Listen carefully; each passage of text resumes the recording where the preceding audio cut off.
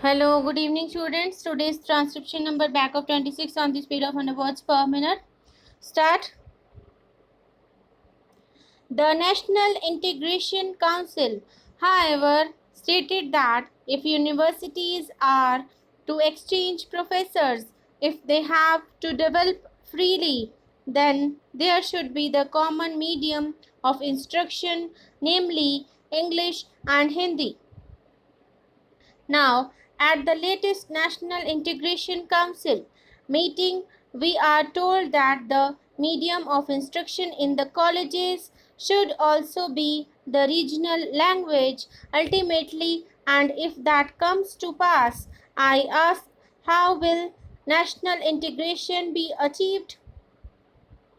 It is permissible to envisage a stage if the scheme of the National Integration Council is implemented where different universities will have different media of instruction, and the men that will be drawn from these universities will have to man the judiciary of the land and the all India services, but they will not be able to serve a state other than the one in which they were educated.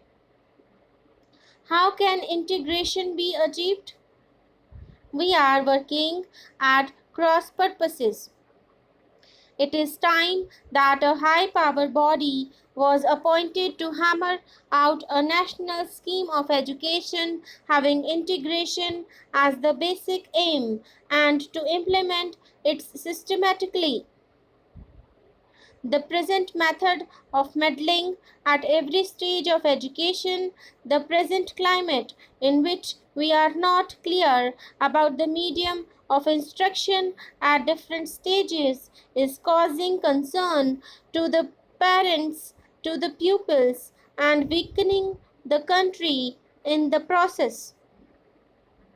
This is a major problem at this stage of the development of the country.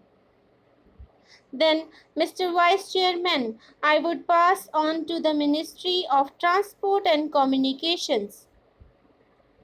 According to this ministry, we are to build a system of national highways, provincial or state highways, an integrated system of communications from the village upwards, but the central government is concerned with the construction of national highways.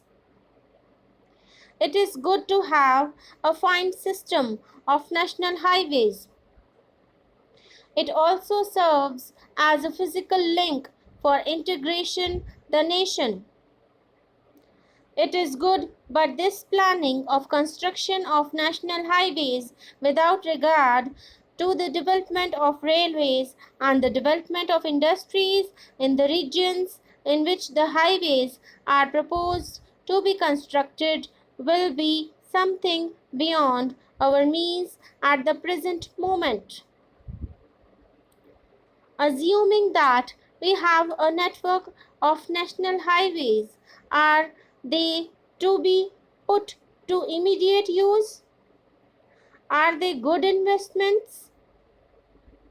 Unless you have industries, small, big, or medium, coming along the highways, unless they assure you a fair return for the investment, it is not desirable to have a system of highways for the sake of mere transport of passengers.